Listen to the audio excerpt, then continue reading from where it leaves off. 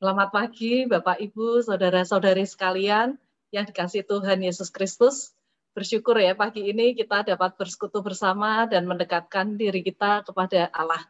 Karena memang dekat dengan Allah saja, kekhawatiran kita bisa hilang, kita bisa tenang, karena daripadanya lah keselamatan kita. Untuk itu mari kita pujikan, hanya dekat Allah saja.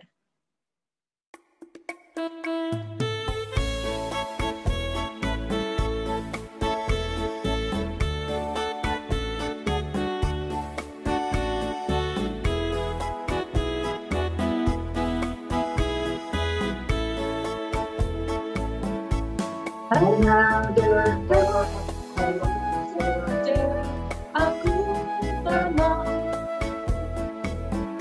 Berani pada nyawa keselamatan. Hanya Dia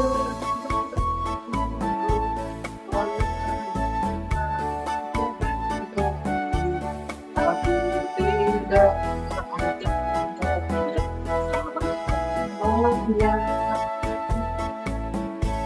hanya dekat Allah saja, aku tenang. Daripada nyawa keselamatan, hanya Dia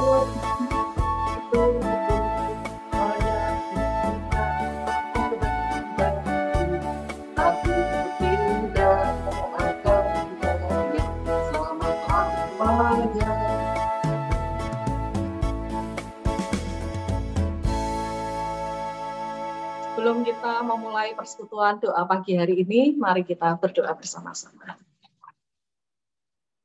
Ya Allah yang Maha Agung, penolong yang setia dan tempat kami berlindung. Sungguh kami berbahagia dan bersyukur karena pada pagi ini kami dapat bersekutu bersama untuk memuji nama-Mu, merenungkan firman-Mu dan memanjatkan doa bersama kepada-Mu. Berkati Theo ya Tuhan yang akan menyampaikan renungan firman-Mu pada pagi ini, supaya apa yang disampaikan sesuai dengan kehendak-Mu. Ampuni kami juga ya Tuhan, suci kuduskan kami supaya layak menghadap Engkau. Biarlah Engkau memberi kami hikmat supaya kami dapat menjadi murid-Mu yang benar. Kami juga memohon kepadamu supaya tidak ada gangguan internet, supaya persekutuan ini dapat berjalan dengan lancar. Kiranya Engkau sendiri yang memimpin persekutuan doa pagi ini dari awal hingga akhir. Hanya di dalam nama Tuhan kami Yesus Kristus kami sudah berdoa. Amin. Sebelum merenungkan firman Tuhan, mari kita pujikan pujian Yesus kehendak-Mu dari PPR 1 nomor 112.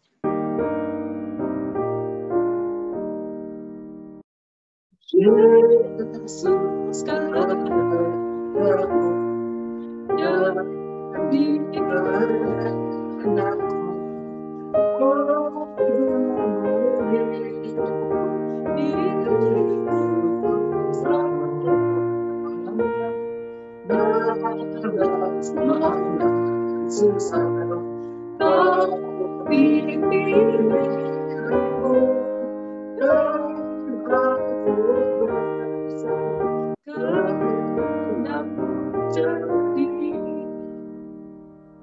Yesus kehendakku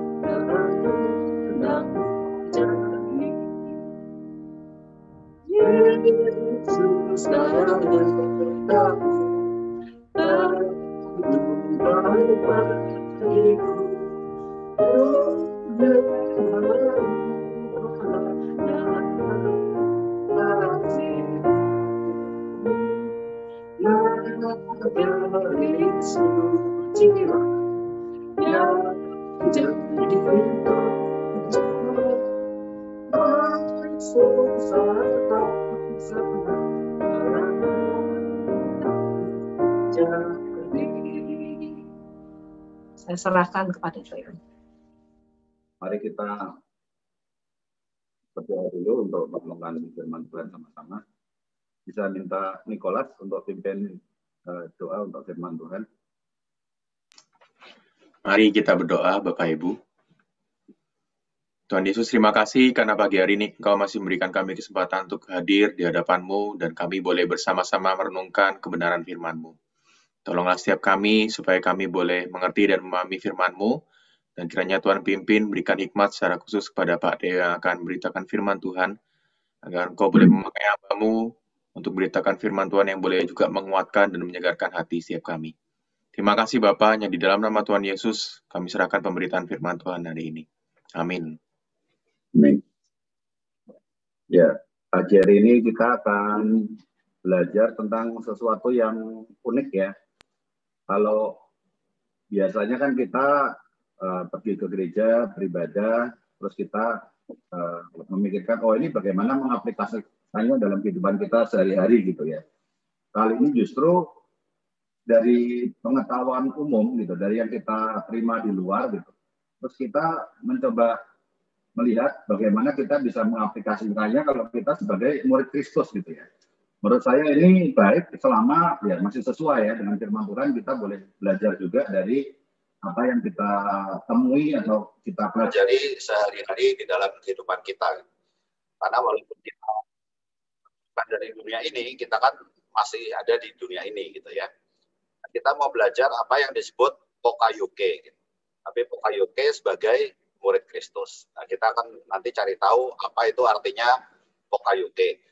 Kita siapkan Alkitab kita dari Lukas 14 ya, ayat 27 sampai 33. Saya mau minta satu orang untuk membaca Lukas 14 ayat 27. Ibu Winda bisa tolong baca Lukas 14 ayat 27.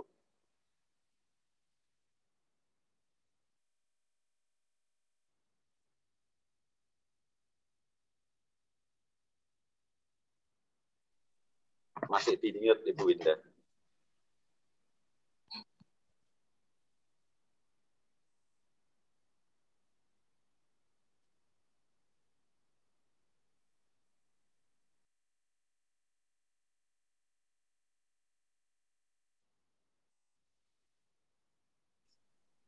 Bentar ya Pak.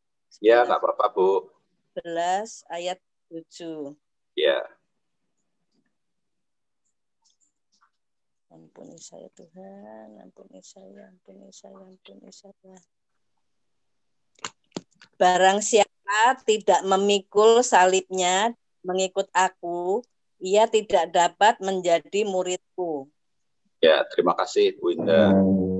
Silakan berikutnya Bu Sumaryati, bisa baca ayat 28.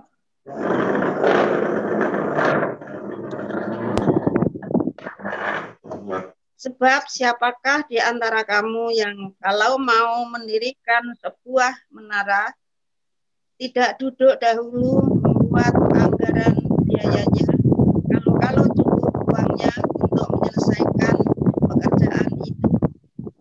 Ya, terima kasih Bu Sumaryati. Berikutnya Pak Indah Wijaya, bisa tolong bacakan ayat 29 sampai 30, Pak. Baik, Pak. Supaya jikalau ia tidak meletakkan dasarnya dan tidak dapat menyelesaikannya, jangan-jangan semua orang yang melihatnya mengejek dia. Sebab sambil berkata, orang itu mulai mendirikan, tetapi dia tidak sanggup menyelesaikannya. Baik, berikutnya Cik Yuli. Ayat 31.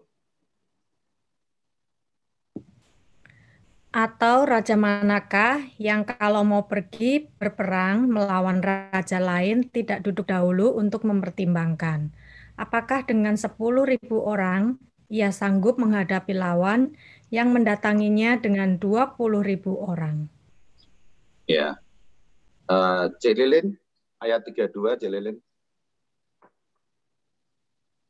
Ayat 32.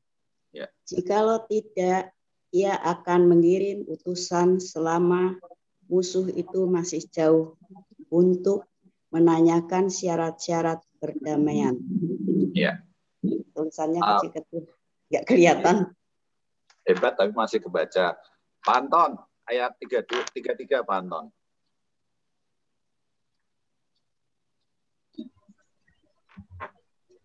Ayat 33 ya.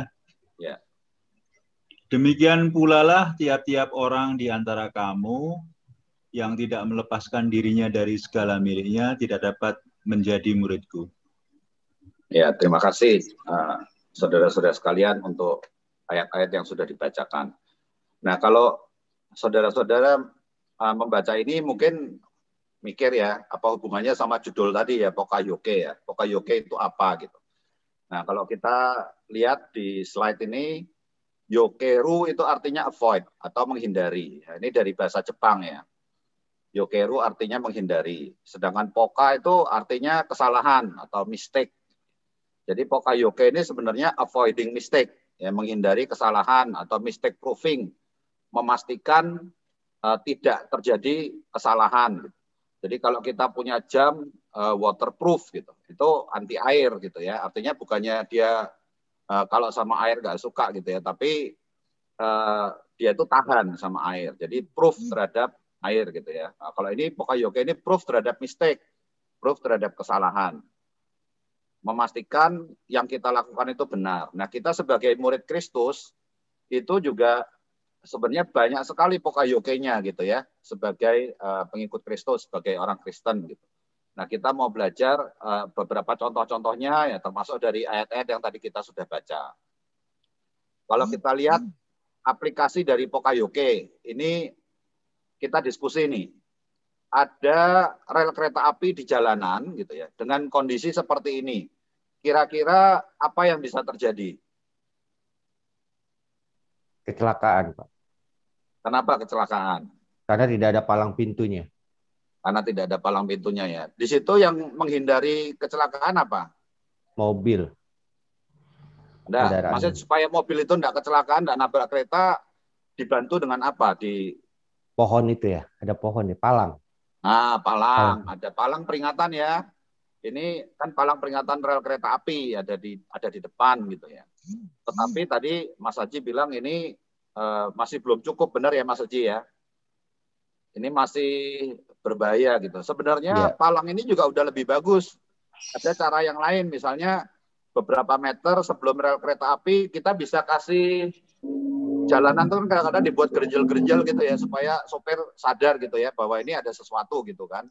Nah, itu juga bisa dilakukan, tapi itu malah lebih bahaya lagi gitu ya. Itu level yang lebih rendah lagi. Nah, kalau mau lebih aman, levelnya kita naikin gitu ya. Kita naik ke level 3, itu selain palang, kita kasih alarm. Kenapa? Kalau kita tambah alarm, jadi lebih baik.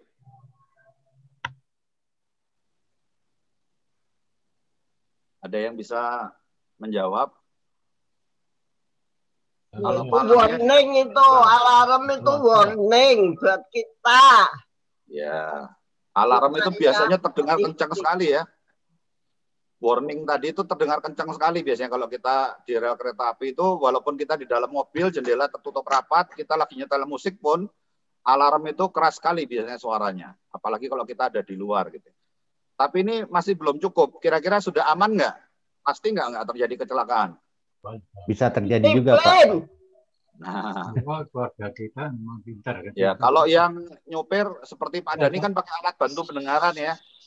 Kalau misalnya sedang ada gangguan ya bisa nggak dengar juga itu alarm. Akhirnya masih bisa kecelakaan. Tadi Mas Haji bilang dikasih palang ya Mas Haji ya. Nah, itu adalah level berikutnya lagi tuh. Kalau kita naik ke level berikutnya, rel kereta api itu perlu kita pasang palang. Nah, tujuannya dengan palang ini, walaupun kita nggak dengar, kita nggak lihat, ya mobil itu nggak akan tabrakan sama kereta. Yang terjadi ya mobil bisa nabrak palang gitu ya. Nah, tapi kalau kencang sekali, apakah ini menjamin nggak nabrak kereta juga? Masih mungkin nggak terjadi kecelakaan? Mungkin, karena tidak ada penjaga. Tidak ada penjaga yang mengatur. Ya, memang yang nurunin ini harus penjaga ini. Ya, otomatis bisa, tapi malah berbahaya ya. Itu antara penjaga sama otomatis ini memang dilematis nih. Banyak yang ngelihat pro kontranya, mana yang lebih baik gitu ya. Orang yang ada di situ, Pak Theo, disiplin. Nah, disiplin itu juga levelnya beda lagi tuh. Setiap orang tapi harus diminta disiplin. Padahal kan yang lewat situ banyak sekali ya. Jadi selain disiplin harus ada. Ya, ada orangnya yang tugas yang jaga di situ. Ya, yang jaga harus disiplin juga untuk memastikan dia ada. Tapi kan orang bisa sakit, bisa. Paling aman kasih terowongan, Pak. Nah, atau jembatan. Terima kasih Pak Alek. Ini level berikutnya nih.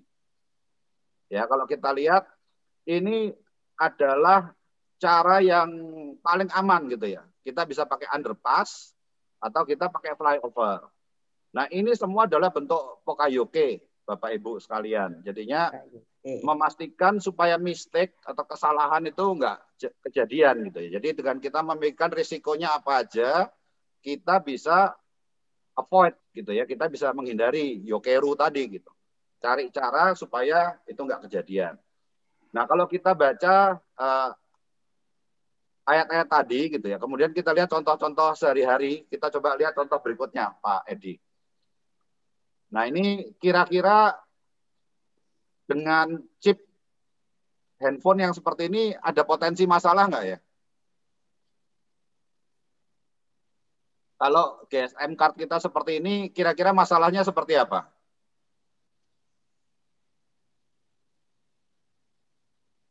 Yang bisa muncul. Atau nggak ada masalah? Menurut Bapak Ibu? Coba saya tanya Niko ya. Niko, kira-kira kalau GSM card kita seperti ini, masalahnya apa Niko? Ukurannya kebesaran mungkin, Pak. Ukurannya kebesaran. Loh, ini kan kecil. Bisa direntas.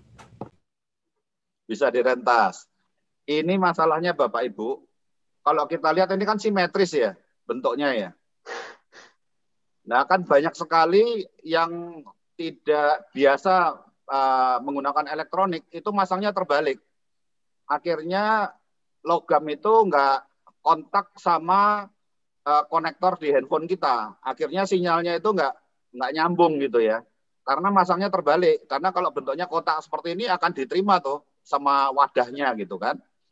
Dan akibatnya pasti banyak yang telepon. Kalau terjadi sama satu orang ya nggak masalah.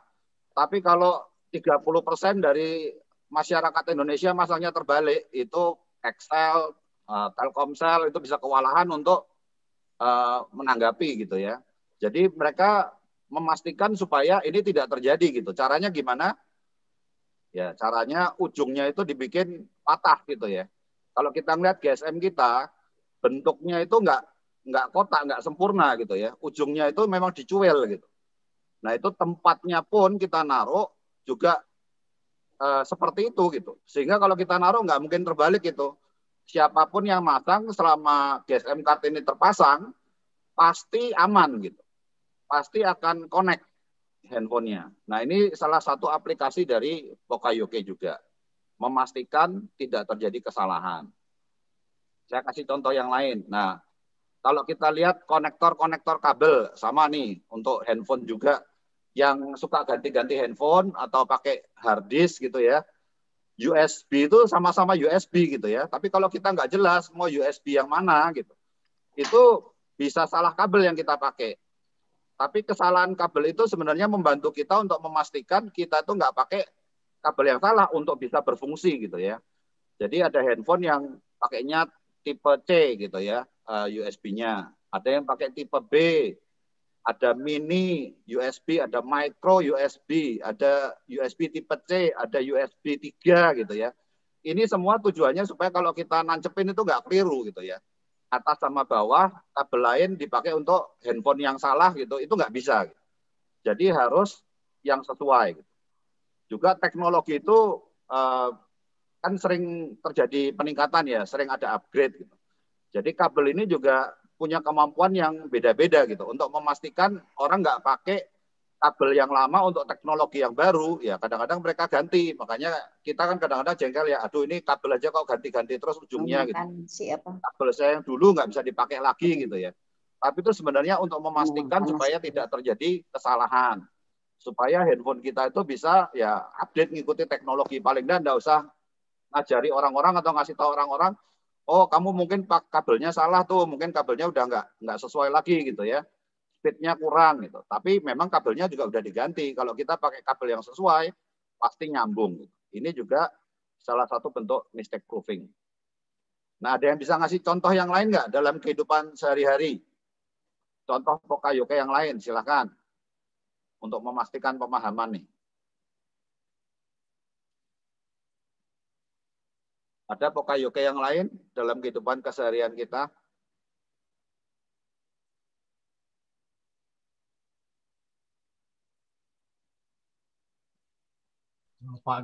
Firman Tuhan. Ya, firman Tuhan itu sebagai pasti perlu. perintah. Itu udah lompat masuk ke apa yang kita memang mau bahas. Nah, contoh yang lebih sehari-hari lagi, yang nggak harus berhubungan dengan kehidupan gereja, sehari-hari aja gitu. Pemakaian remote TV atau remote AC yang sesuai dengan mereknya. Yang sesuai dengan mereknya. Gitu. Kalau nggak sesuai nggak bisa ya. Ya, meskipun sekarang ada yang multi. Ada yang universal ya. Sendal, Pak. Nah, bentuk sendal kanan dan kiri beda. Memakai, nah itu Pokayoke-nya kita taruh di tempat yang sama terus. Kalau sendal gimana, Mbak Dwi? Kanan kiri bentuknya beda ya? Kanan kiri beda, ya. Kalau kanan bentuknya ya sama, kita bisa ketukar-tukar gitu ya. Ketukar kanan kiri masih nggak apa-apa gitu. Tapi kalau atas bawah ketukar kan JJI ya. Kalau ini apa di toilet di kampus kita gitu, supaya airnya itu berhenti mengalir sendiri. Apa yang kita sering temukan di dalam kakus duduk kita itu. Indra tahu pasti. Plus.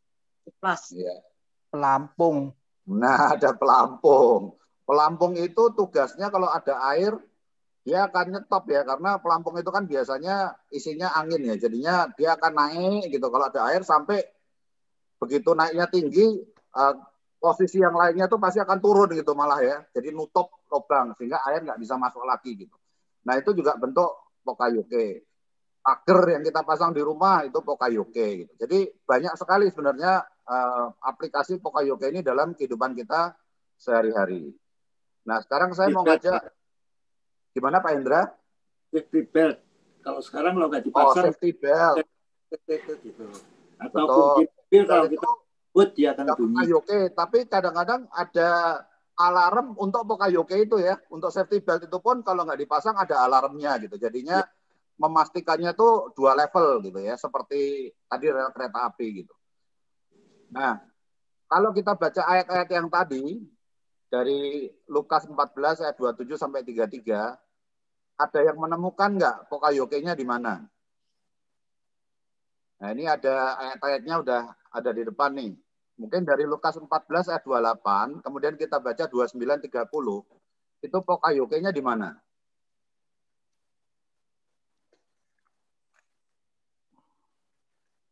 Ada yang bisa menemukan?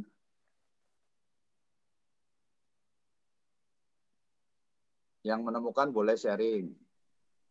Pembuatan anggaran untuk merancang sesuatu, Pak. Iya.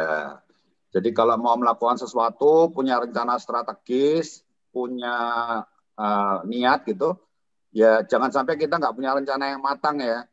Karena melakukan berbagai hal itu pasti butuh anggaran ya Mbak Dwi ya. Jangan sampai kita dipermalukan, kita memulai sesuatu tapi nggak selesai gitu ya. Jadinya memang kita perlu rencana yang matang. Itu contoh Pokayoke di situ. Kalau contoh yang raja itu kira-kira Pokayoke-nya di mana? Raja yang mau berperang tadi. Di ayat-ayat berikutnya. Duduk berunding dulu ya dengan mungkin panglima-panglimanya. Ya, berunding sama panglima-panglimanya. Kira-kira posisi kita menguntungkan enggak? Jumlah prajurit kita bisa nggak menghadapi yang lawan gitu ya. Kalau enggak, ya mending kita menyerah aja. Menyerah atau bikin ya inilah ya apa kesepakatan gitu ya. Kalau misalnya kita nggak berperang, ya apa yang mesti kita lakukan gitu ya, supaya ya kita selamat, rakyat kita selamat gitu. Itu juga salah satu bentuk Pokayoke. Nah, slide berikutnya Pak Edi. Tadi kita udah ngelihat contoh-contoh Pokayoke itu gitu. Tadi juga dikatakan ya bahwa kita tuh harus punya rencana, harus punya anggaran gitu ya, untuk memastikan supaya kita punya rencana, kita punya plan itu bisa berjalan dengan baik gitu. Nah, itu sudah pasti berhasil nggak kalau kita punya anggaran gitu? Anggarannya udah siap, rencana kita udah matang, pasti nggak itu berhasil? Nah, ini Yesaya 55 ayat 8 sampai 9 mengingatkan kita sebenarnya. Bisa ada yang tolong baca ini? Ibu Hendra? Boleh baca Yesaya 55 ayat 8 sampai 9.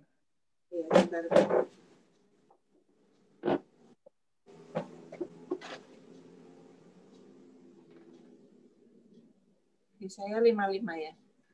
Tulisannya Ya. kecil.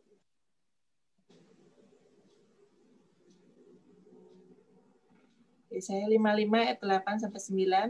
Sebab rancanganku bukanlah rancanganmu dan jalanmu bukanlah jalanku. Demikianlah firman Tuhan. Seperti tingginya langit dari bumi, demikianlah tingginya jalanku dari jalanmu dan rancanganku dari rancanganmu.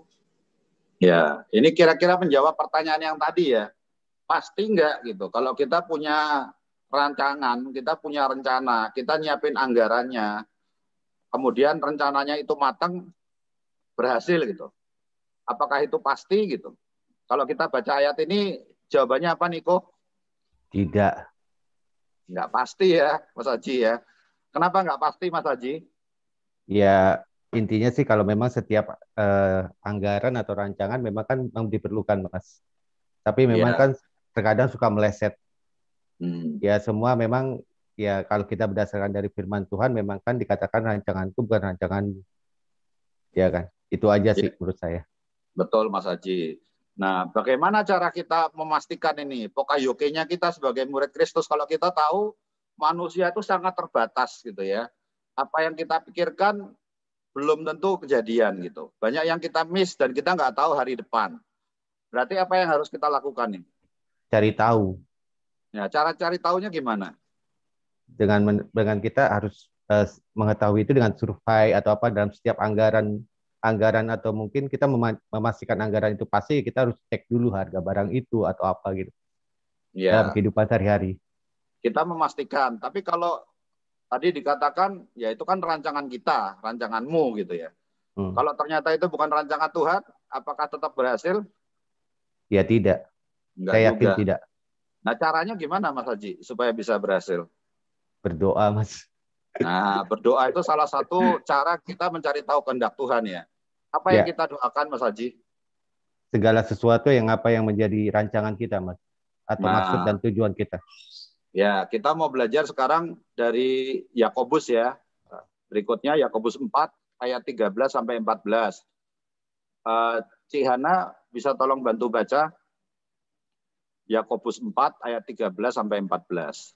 Bisa, Yakobus 4, 13 sampai 14.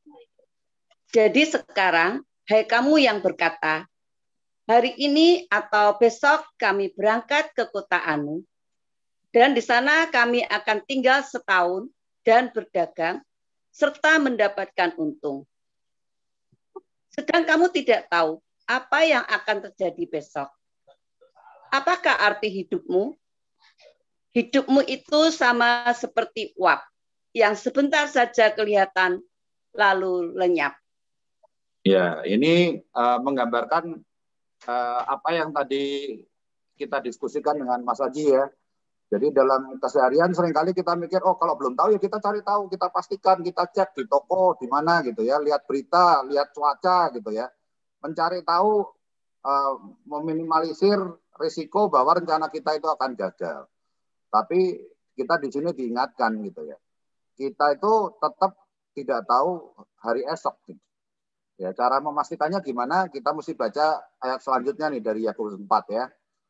Silakan siapa yang bisa bantu baca nih? Mbak Dwi tadi sudah ya, Mbak Dwi ya. Ibu Rita bisa tolong baca, Bu Rita.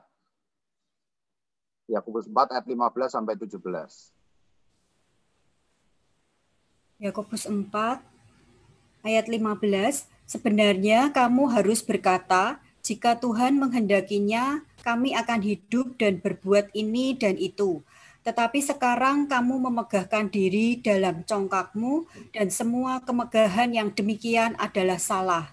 Jadi jika seorang tahu bagaimana ia harus berbuat baik, tetapi ia tidak melakukannya, ia berdosa. Ya, jadi jawaban dari pertanyaan saya ke Mas Aji tadi adalah karena rancangan kita bisa berbeda dengan rancangan Tuhan, kita harus mengikut sertakan Tuhan dalam rancangan dan rencana kita. Caranya gimana? Tadi Mas Aji sudah menjawab dengan berdoa gitu ya. Untuk kita bisa mengenal kehendak Tuhan, ya kita mendoakan rencana kita supaya Tuhan turut bekerja gitu ya. Nanti Tuhan akan menyampaikan ke kita kalau misalnya yang kita lakukan itu tidak sesuai ya dengan berbagai cara gitu ya. Kita akan menemukan bahwa oh ini salah nih, kayaknya kok bukan ini yang Tuhan mau untuk kita lakukan gitu. Atau kalau misalnya memang kita sudah mendoakan dan kita tetap srek gitu ya, itu biasanya yaitu tanda juga bahwa ya ini baik untuk kita jalankan gitu. Nah, itu sebenarnya alasan kenapa kalau majelis mau rapat, mau bikin rencana jangka panjang, ya kita harus ya memulai dengan firman Tuhan, dengan berdoa. Itu adalah cara kita, pokayoke kita untuk memastikan bahwa apa yang kita lakukan ini sesuai dengan kehendaknya. Jangankan kita, wong Tuhan Yesus saja berdoa juga ya sesuai dengan kehendak Bapa ya kan, bukan kehendak kita tapi kehendak Bapa yang jadi. Jadi kalau kita mau memastikan rencana kita berhasil, ya jangan pernah lupa untuk mengikut sertakan Tuhan dalam rencana kita. Itu adalah sesuatu yang baik untuk kita lakukan. Di sini bahkan dikatakan kalau kamu nggak melakukannya, kamu berdosa gitu ya. Berikutnya Pak Edi. Ya ini contoh pokayoke yang lain ini. Saya sejak kecil sering diingatkan ini ya oleh kedua orang tua saya gitu. Bahwa ada pokayoke nih. Kalau kita ingin ya umur panjang tapi bahagia. Nah kita umur panjang kalau sakit-sakitan terus kan juga nggak enak gitu ya. Tapi kalau kita menghormati ayah dan ibu seperti apa yang disampaikan di Efesus 6 ayat 2 sampai 3 saya bacakan ya. Hormatilah ayahmu dan ibumu, ini adalah suatu perintah yang penting seperti yang nyata dari janji ini supaya kamu berbahagia dan panjang umurmu di bumi. Jadi memang kalau kita mau memastikan ya kita itu hidupnya bahagia gitu, kita punya umur panjang ya, kita harus hormat sama ayah dan ibu gitu ya. Itu adalah syaratnya gitu. Apa-apa yang harus kita lakukan seperti tadi syaratnya nggak terjadi kecelakaan ya pasang palang, pasang alarm, pasang penghalang, bikin flyover, bikin underpass gitu. Nah hidup bahagia itu syaratnya ya hormat sama ayah dan ibu gitu. Itu yang harus kita lakukan. Contoh pokayoke yang lain berikutnya Pak Edi. Ya ini tadi kita diingetin ya di Lukas 14 ayat 33. Demikian pula lah tiap-tiap orang di antara kamu yang tidak melepaskan dirinya dari segala miliknya tidak dapat menjadi muridku. Nah kalau kita mau menjadi murid Tuhan, di sini pokayoke-nya apa nih? Mistake proofing-nya. Kita disuruh untuk melepaskan dirinya dari segala miliknya. Berarti kita harus siap gitu ya, meninggalkan segala sesuatu gitu. Ya kalau keluarga kita, pasangan kita, harta kita, membuat kita itu jadi nggak datang kepada Tuhan gitu ya. Atau kita malah jadi jauh daripadanya ya. Kita harus siap untuk melepaskan semua itu ya. Supaya kita bisa menjadi murid Tuhan. Nah kenapa kok ini kita perlu lakukan? Ya karena di slide berikutnya Pak Edi bisa tolong baca juga dari Yohanes 14 ayat 6 Pak Edi.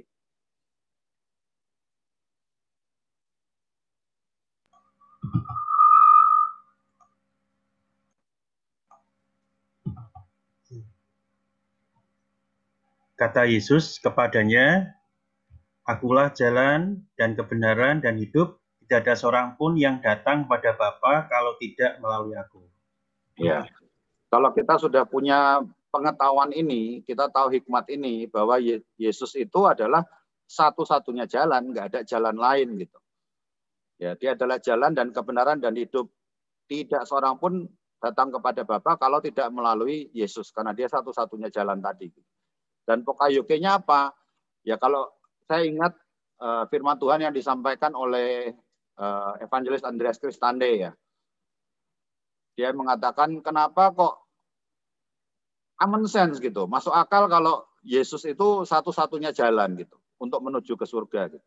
Kalau kita mau pergi ke suatu tempat, ya kita mesti dikasih tahu kan, kalau kita kan pakai GPS gitu ya, atau ada orang yang ngasih tahu arahnya ke sana gitu. Nah kalau kita nggak tahu tujuannya itu kemana gitu kan susah gitu, kita pergi ke tempat itu. Nah yang pernah ke surga siapa ya? Tuhan Yesus ini memang dari surga gitu. Jadi kalau dia adalah menjadi jalan ya, yang bisa menunjukkan kita menuju surga itu gimana caranya gitu. Ya itu sebenarnya sangat common sense gitu. Itu bukan rocket science gitu ya. Jadi sangat masuk akal gitu. Dia adalah anak Allah, dia asalnya dari surga. Kalau mau ke surga ya ikut Yesus gitu. Nah kalau kita tahu dia satu-satunya jalan, kenapa kok kita nggak siap menyerahkan atau melepaskan segala sesuatu milik kita untuk menjadi muridnya gitu. Kalau memang kita mau datang kepada Bapa, ya inilah jalannya gitu. Itu sebenarnya justru memastikan kita sampai kepada Bapa, ya kita ikut Yesus gitu. Itu adalah pokayoke kita gitu, justru sebagai murid Tuhan. Jangan cari jalan yang lain gitu. Karena ya Google Map nggak akan membantu kita lah ya untuk bisa sampai ke surga. Amin. Itu adalah renungan yang ingin saya bagikan pada pagi hari ini. Saya kembalikan ke Yayan. Terima kasih Toyo untuk renungannya.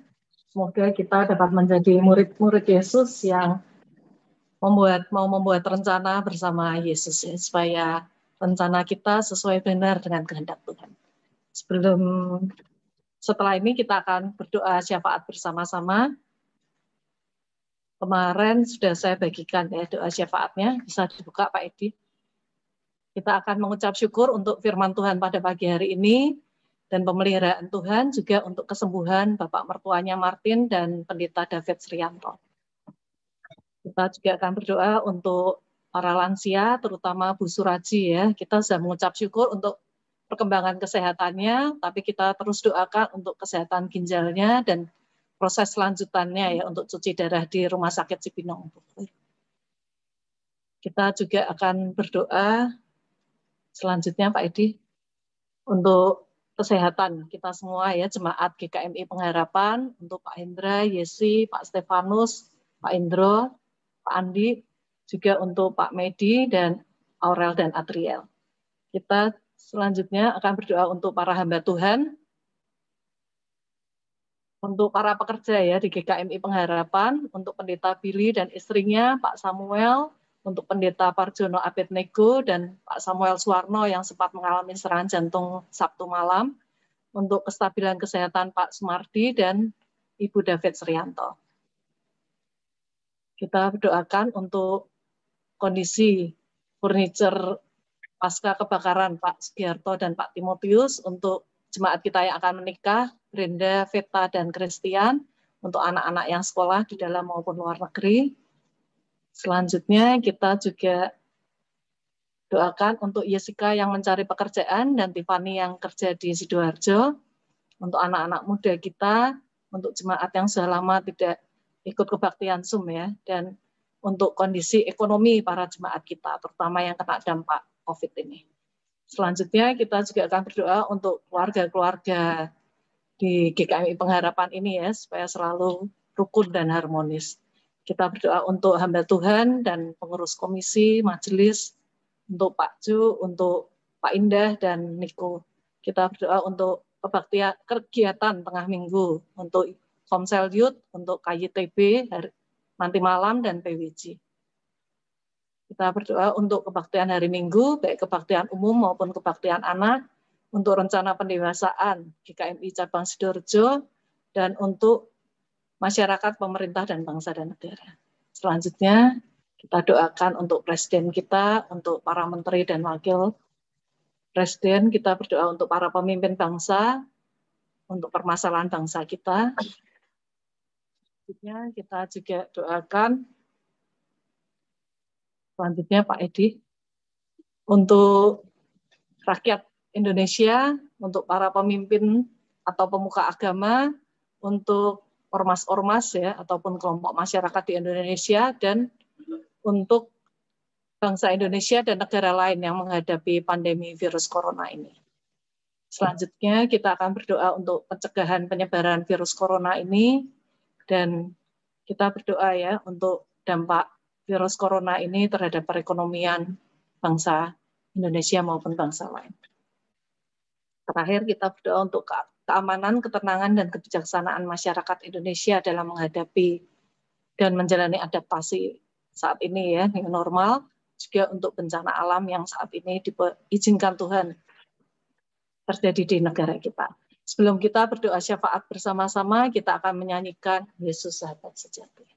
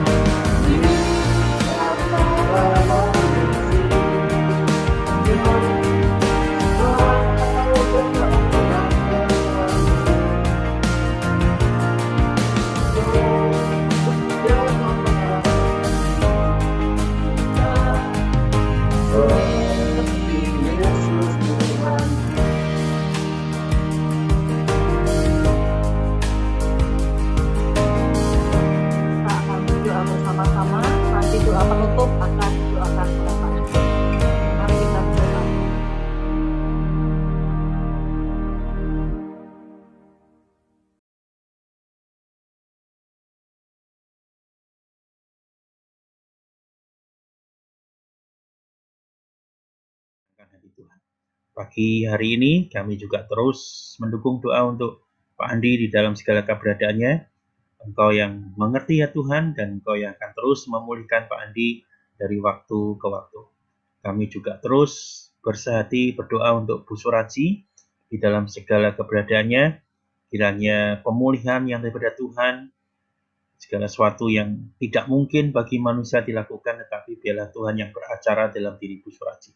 Tuhan yang menyembuhkan, Tuhan yang memulihkan, dan memberi kesegaran bagi Bu Suraji. Berdoa juga untuk katekisasi yang akan berlangsung. Kiranya Tuhan juga memberkati khususnya untuk Gerard dan juga untuk Matthew yang mengikuti katekisasi ini. Biarlah Tuhan yang akan mempersiapkan mereka dan mempersiapkan hamba-Mu untuk boleh membimbing mereka, memberikan katekisasi yang terbaik bagi mereka sebagai persiapan menjadi anak-anak Tuhan yang dilakukan dalam bentuk baptisannya Tuhan. Terima kasih ya Tuhan. Pagi hari ini kami berdoa untuk seluruh jemaat-Mu di kami pengharapan. Kiranya Tuhan yang terus memberkati kami semua, memimpin kami semua. Hampir setahun kami beribadah secara online, dan kami merasakan bahwasannya bagaimana Tuhan sungguh menolong kami semua. Ada berkat-berkat yang tersembunyi, yang istimewa, yang tidak pernah kami pikirkan, tapi Tuhan sediakan. Khususnya dalam kami berkomunitas di kami pengharapan, kami meskipun kami tidak berjumpa secara fisik, tetapi kami boleh merasakan bagaimana kedekatan itu terjadi melalui ibadah dan setiap kegiatan yang kami lakukan. Kiranya terus Engkau memimpin kami semua, sehingga dari setiap pertemuan dan ibadah yang kami lakukan, kami semakin mengerti satu dengan lainnya, kami mendukung satu dengan lainnya, kami memberkati satu dengan lainnya. Terima kasih ya Tuhan. Kami mengucap syukur untuk pagi hari ini. Biarlah kami menyerahkan untuk seluruh hari ini dalam tangan-Mu ya Tuhan. Kami boleh mengerjakan yang terbaik buat Tuhan. Segala pikiran, perkataan, dan perbuatan kami menyenangkan hati Tuhan. Dan khususnya untuk tantangan kami 40 hari ke depan masa Prapaskah ini, kami boleh lakukan di dalam kehidupan kami sehari lepas sehari, dan kami boleh belajar bagaimana kami mengarahkan diri pada Engkau. Kami melepaskan ego-ego kami, dan kami belajar untuk berbagi kepada orang lain. Terima kasih Tuhan. Berkati kami semua ya Tuhan. Di dalam nama Tuhan Yesus Kristus, Allah kami yang hidup, kami berdoa. Amin. Kita pujikan Bapa, terima kasih. Bapa